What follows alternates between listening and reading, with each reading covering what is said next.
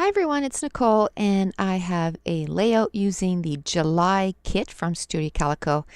It is my first kit or my first page using this kit, and I'm quite excited to have moved on. So I want to use that template that we got in the June kit that I never used. So the white stuff that I'm putting all around, it's actually it's almost like post-it note, but it comes in a big roll so that you can mask. It's masking tape basically, but it's made for crafting. And I just masked the template just because I didn't want those harsh corners around the template. And then I sprayed it with Audrey from Studio Calico. It's a Mr. Huey ink, and it was super messy. And now that it's dried, I'm going to choose a couple of photos that I want to scrapbook on this layout, and it's actually of my grandson, and it's the first time he went out on a little boat. So I'm going to mat the photos on some vanilla cardstock, and then I'll go from there. And I chose two papers. One was from Pebbles. I think it was called Lakeside. And the other one, that was the reverse of that one. And then the other one, I don't know what paper it was, but it was that, maybe I'll show it again here when I go to use it. I was looking, I thought in that 6x6 and 4x6 pad that all the papers were there, but they're not. So I think I'm going to stop buying them because it's only the Studio Calico papers that are in there and a few different ones, but it's not all the papers. And I thought, well, instead of cutting a whole sheet for no reason, I'll have the 4x6. But there wasn't one paper that I wanted at this point in there, so I think I'm going to stop buying them. So now the other paper, it's this one there, and I don't know if I'm going to show the branding strip or not. And I don't dare move because as soon as I move, the recording stops. And then I have to do it all over again. And where I've only been recording for a minute or so, that would mean that I would have to do the entire recording because I don't find out till, I'm done.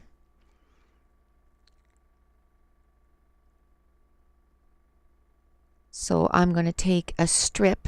Well, first of all, I'm going to cut off that branding strip off the Studio Calico paper, and I'm going to use it in this layout. And then I'm going to cut about an inch strip because I want to make sort of a grounding element to the left side of the page. And now I'm going to cut a piece of that. It's sort of creamish paper, and then it has sort of like outlines of rectangles in it. And if you go to my paper selections, those are the two papers that I put together. So if you want to know which paper it is, I do mention in that video what paper it is. And I probably showed it at the beginning, but I was looking down, so I didn't see it. So I want to use some of those little boats that are on that paper as elements on my scrapbook layout. So I'm going to cut out 3 of them, and I'm going to you saw when I matted with the second pattern paper, like the teal one, I had made it so that it just fit around it, but now I'm going to have it sitting so it's off, just so that I have sort of a border on the left side of it so that I can put those little boats there. And it's just to give a different look to the page. So I'm trying to find, boats that I can cut out that'll coordinate with the page, and 2, that I don't waste too much of the pattern paper too, because that is one of my favorite pattern papers. I know already that I'll be digging out my second sheet of that one because I can't see that lasting too long. I think I have about a 3-inch strip left of that pattern paper already. So I believe I might have walked away. So while I I'm not in the frame. This layout took me an hour and 53 minutes to complete.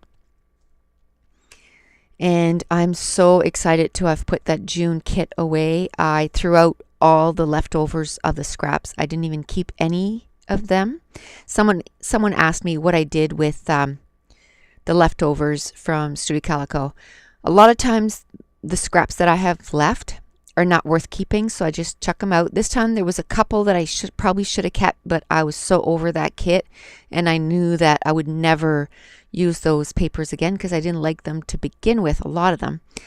And so I just chucked them, but the embellishments, I just kept them in a little container, and I still take them out and try to use them up.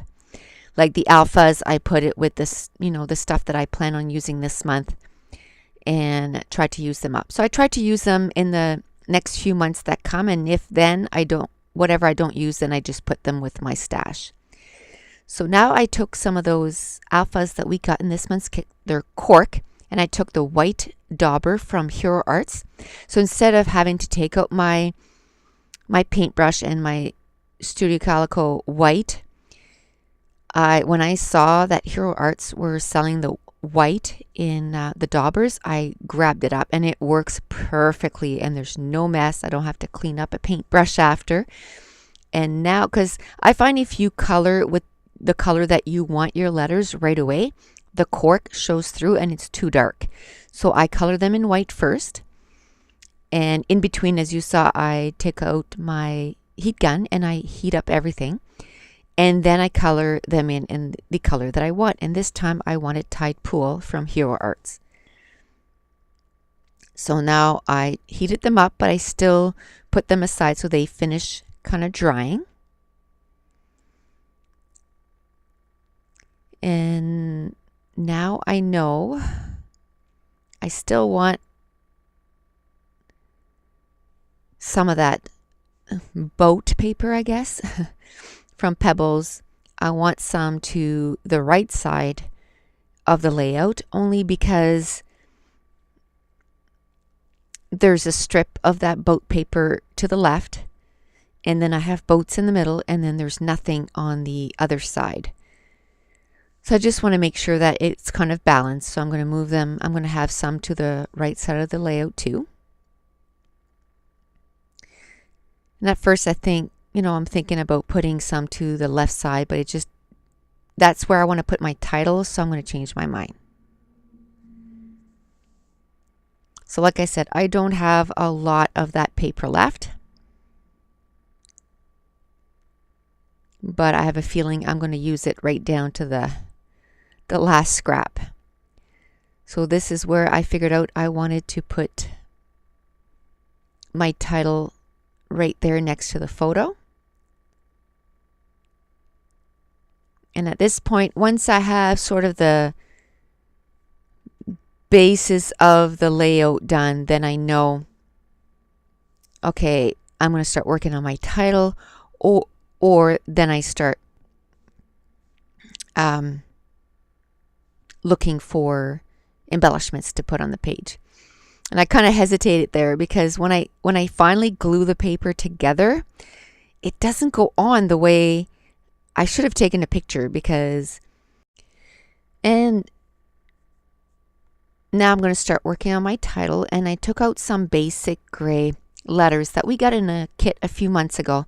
So like I said, I keep the previous kit stuff fairly close. It's in a container right in front of where I scrapbook. So I have all those little letters that we got in the kits.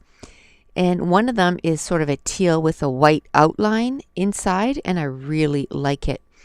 But I didn't have enough of those letters to write my first and then ride. And so then I take the other teal letters that I have. So I'm just going to have three different fonts, which a lot of times I like to do that anyway. And now I'm going to start going through, some of the embellishments that were in the kit. So what I decided to do this month is I'm going to go through the kit first And then once I've exhausted everything that I can put on the page from this month's kit, then I made another container that I pulled out a whole bunch of embellishments from my stash to try to use those up. And now I took out another paper from the kit that had lined paper in the back, and I just cut out about a 2.5 by 4 inch piece of paper, and that's where I'm going to do my journaling. I cut out another little boat that I'm going to glue over top, and then I took out the brads that came in this month's kit, and they were from October Afternoon from the Travel Girl collection. And I took out a few buttons also, but it was either I was going to use the buttons from the Travel Girl collection or the brads. I didn't want to use both, and I decided on using the brads instead. So I'll keep the buttons for another layout. And now I'm going to go through some of the stuff that I had put away in one of those iris containers to use, with this kit to try. It's all stuff that's going to coordinate with this kit. Like there I had the Travel Girl Miscellany pack, so I put that with this, in this other container, and I'm going to try and use it up.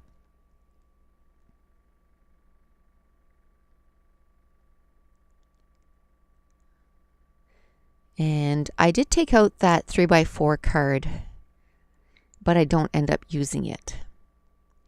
So basically what I do when I start choosing embellishments to put on the page, I just go through my stuff.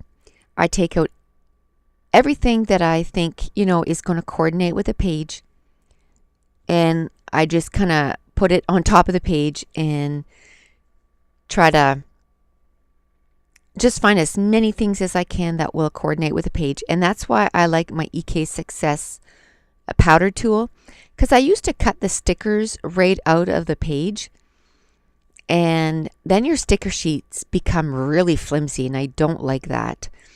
And now I have that powder tool, so I just take the stickiness away like I'm doing right now, and then if I don't use it, I just put it with my stuff, and then I try to use it on a layout shortly after that.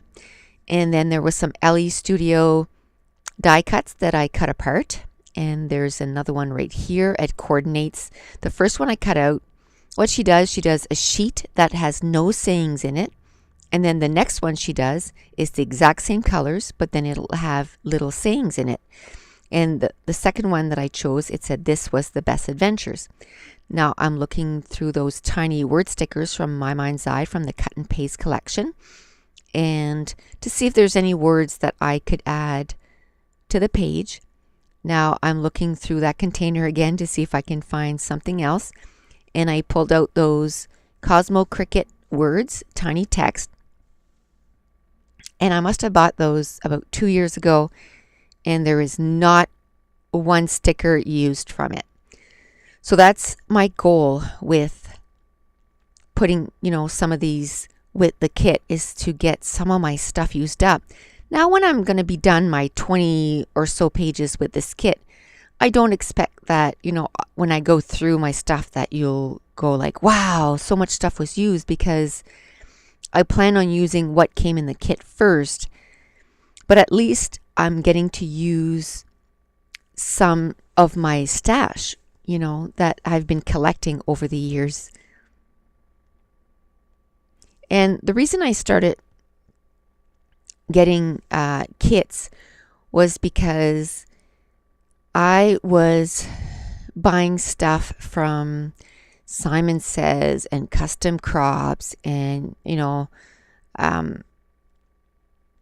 where else? Cherry on Top and all these other scrapbook stores, and I was buying full collections and not using them, because you like getting the new stuff, right?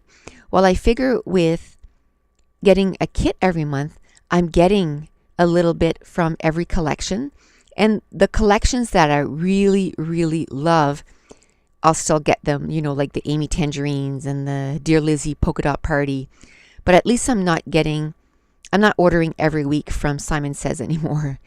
And like even sometimes I'll go, wow, it's been a month since I ordered, so it's kind of curved my wanting to buy so much from online stores all the time, because we don't really have a scrapbook store where I live, and even if we did, it's so expensive. Like even with the shipping, I'm saving a lot by buying online. So you can tell, like, I'm starting to glue everything down, and I'm noticing like there's something wrong. It's not right, and I try to fix it, and I still don't go up high enough.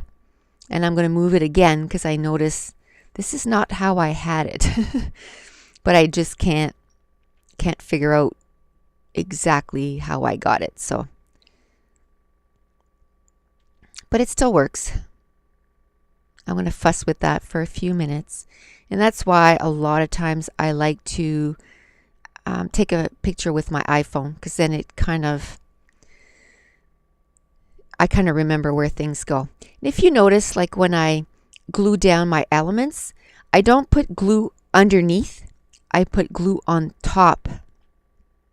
Like I'll probably glue that journaling thing here in a second. So I don't put the glue underneath. I put the glue on top of the element. And I'm talking about the big box, like there. So that when I glue it down, it's glued to the top of the pattern paper.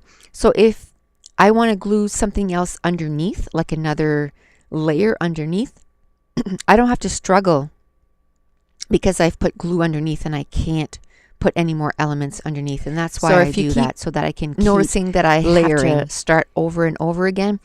It's the elements. My throat is really dry, so I keep coughing. So I keep stopping the recording so I can stop. The good thing is, though, is that it's a way to make sure that the recording hasn't stopped. And if you notice today, the recording, it's like 26 minutes long, and I'm really sorry about that. But I find if I put it at the 8 speed, it's super fast and I can't keep up with everything that I'm doing. But I figure where I'm only uploading a video every second or third day, hopefully you'll forgive me that it's 26 minutes long. But I found like a lot of times I'll re-listen to the video and I'm like, I wanted to say that for this and say that for that, and I didn't get to do it because it just feels like I'm racing the whole time. So now I'm going to put down my title, and the title is My First Boat Ride. And I'm going to put one of those brads, and it has an arrow, and it is from the Travel Girl collection, and it's sort of pointing to the boat, where he is in the boat. And then the top one, I don't know. I don't even know why that brad, I don't get it, I guess. It's a bear with a top hat. But anyway, I figured it was a nature layout. So that's probably one of the only places that I'd be able to use like a bear. So I don't know why he has a top hat, but we didn't see a bear, but we could have seen a bear. So I figured, I'd get that brad used up. And I had a little bit of trouble with that brad. And then once I have it down, I'm like, you're going to see me pointing that there was 2 brads right next to each other. And I didn't, or maybe I already did. And I didn't like that because it was too close. The arrow one and the other one was too close. But then I had made all those yucky holes in there. So then I punched out some butterflies using my Martha Stewart, I think it's called Classic 3-in-1 butterflies. And I'm going to glue a butterfly right there next to that sentiment that says, this was the best adventure. And I'm going to put that other brad to the top right cluster. And to me, it just flows better than the 3 brads kind of frame the photo in that triangle that we always try to get, And a lot of times my son probably got home at that point, and I walked away and I go get him and I, give him a hug and talk to him for a minute and see how his day was. And I could have cut that out, but just to get one video done takes about 8 hours.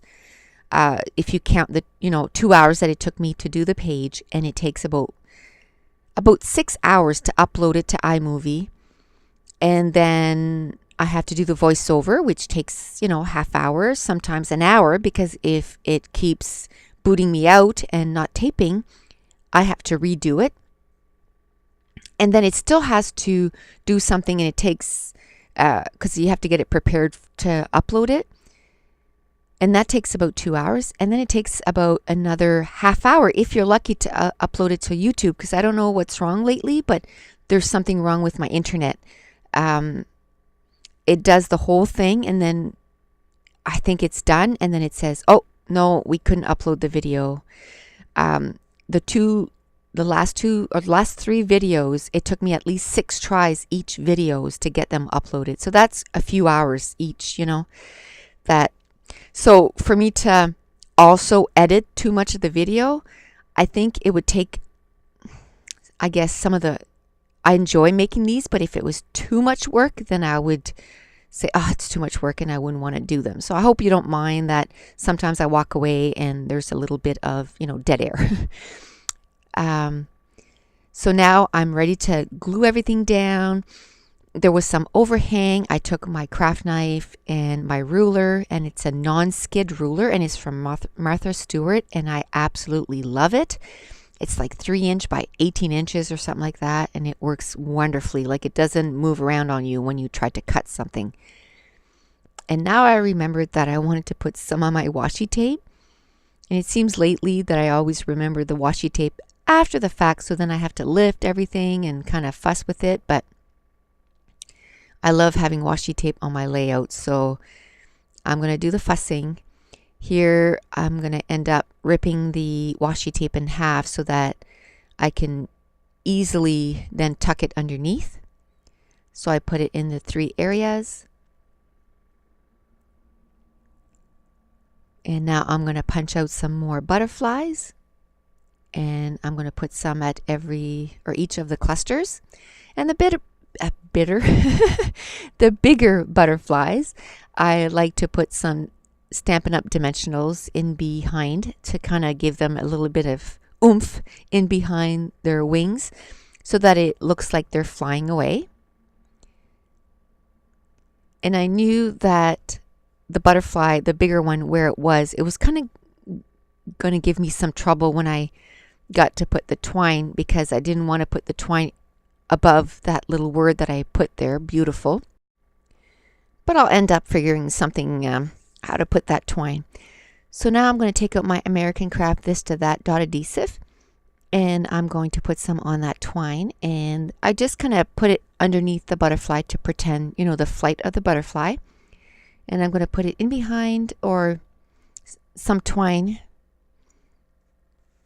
between, or not between, for each butterfly. And the top butterfly, like I said, I don't want to cross the word. So when I do that twirly thing, I'm just going to put it so that it goes over the picture and doesn't go over that word. And I'm using my favorite twine from Webster's Page, and it's Aqua, I believe.